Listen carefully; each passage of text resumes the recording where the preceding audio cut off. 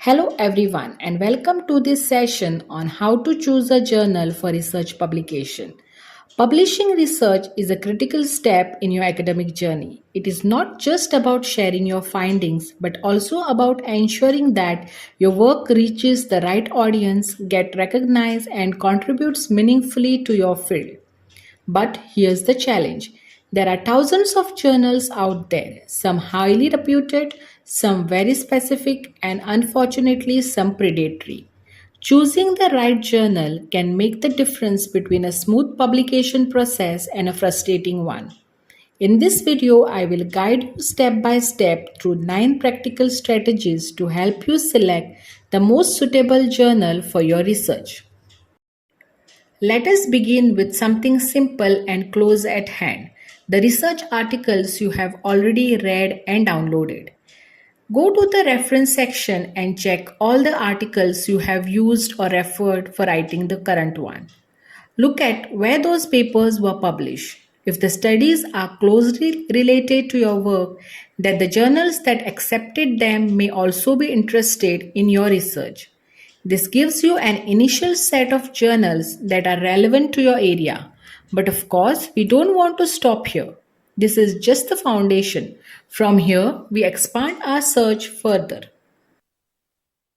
Once you have noted journals from your existing literature, the next step is to explore journal suggesters.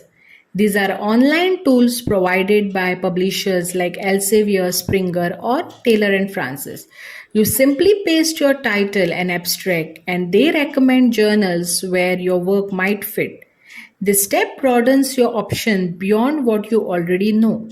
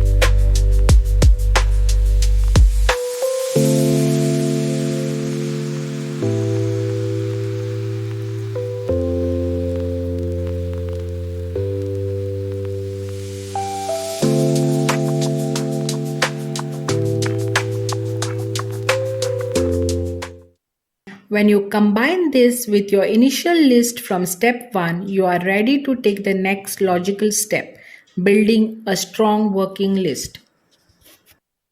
Now that you have journals from your own reading and from journal suggesters, it's time to prepare a consolidated list, ideally about 10 to 20 journals.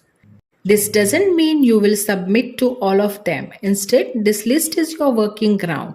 Think of it like a funnel. You start broad, and as we go through the next steps, we will narrow it down to the best possible options. And the very first filter we must apply to this list is about credibility.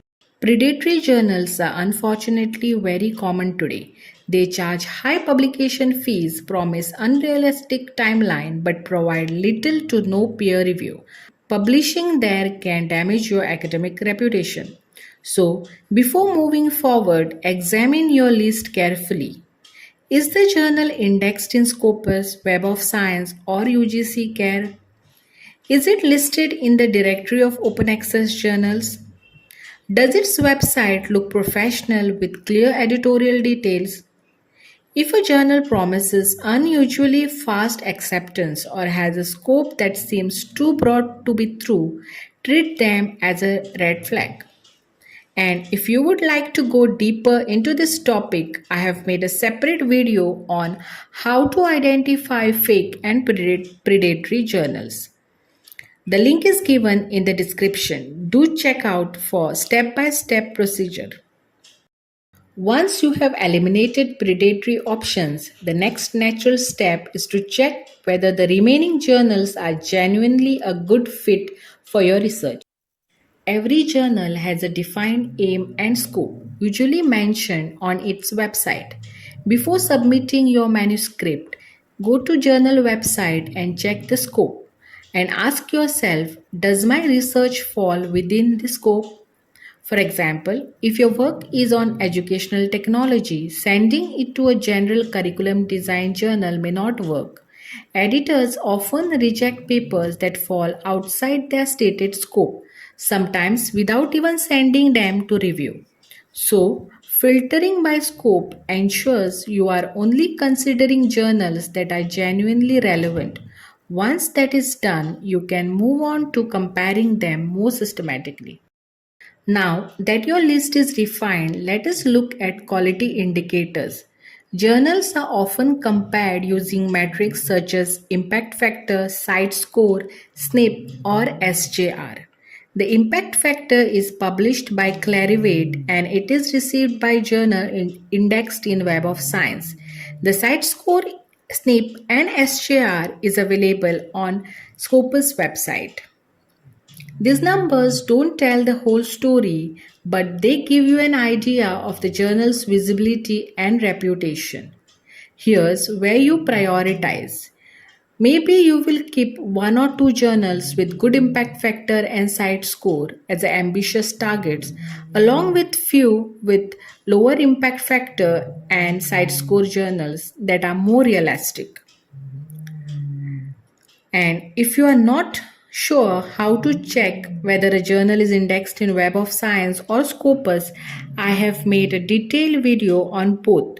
You will find the links in the description. At this stage, your list is becoming more focused, but don't finalize it just yet.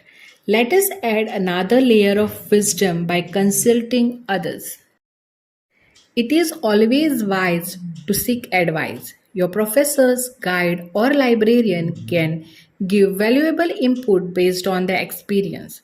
They might warn you about journals with slow processing, suggest alternatives you didn't know, or help confirm whether your shortlist makes sense.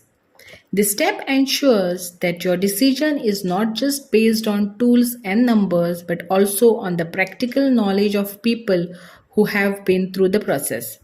And while you are discussing with them, you should also keep in mind the financial aspect. Some journals charge article processing charges, especially open access ones. These fees can range from few hundred to several $1,000s. So check the journal's website carefully. If there are charges, find out whether your institution or funding body supports processing payment. If not, look for journals that are free or diamond open access, meaning no cost for authors or readers. Money matters, but so does time, and that brings us to the last step. The average time to review and publish can vary widely between journals. Some take a few months, others more than a year. Many journals mention their average submission to decision time on their websites. If you have a deadline, for example, thesis submission or promotion requirements, factor this in when you making your final choice. Sometimes a slightly lower impact journal that publishes quickly may serve your purpose better than a higher impact journal with long delays. Finally, if I put it all together, here's how the process works. First, you don't start from scratch. You look at the journals where the papers you have already read were published. Then, to expand your option, you use journal suggesters. Once you have a good pool, maybe 10 to 20 journals, you start narrowing it down. You check for predatory ones and remove them right away.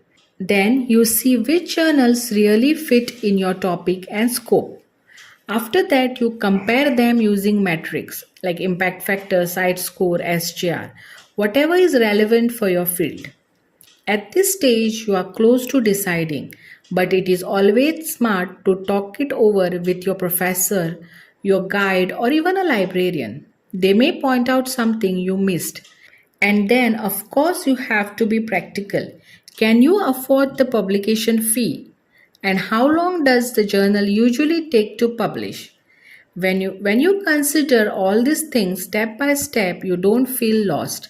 You end up with one or two journals that are not just good journals but the right journals for your work.